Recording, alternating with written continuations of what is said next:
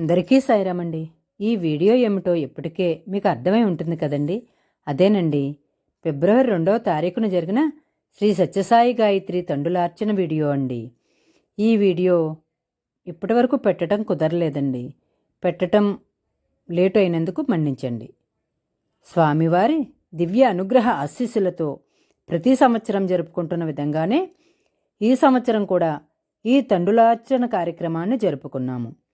పైనుండి వచ్చిన సూచనల ప్రకారమే ముందు 3 సార్లు ఓంకారం, తర్వాత జ్యోతి ప్రజ్వలన అయిన తర్వాత స్వామివారు స్వయంగా చెప్పిన గాయత్రి మంత్రం ఆడియో వేసుకుని స్వామివారు చెప్తుంటే వెనుక చెప్తూ 9 సార్లు పఠించాము.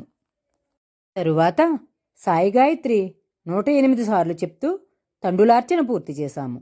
ఈ కార్యక్రమంలో బాలవికాస్ చిన్నారులే కాకుండా బాలవికాస్ చిన్నారుల తల్లిదండ్రులు, సేవాదళ సభ్యులు కూడా పాల్గొన్నారు.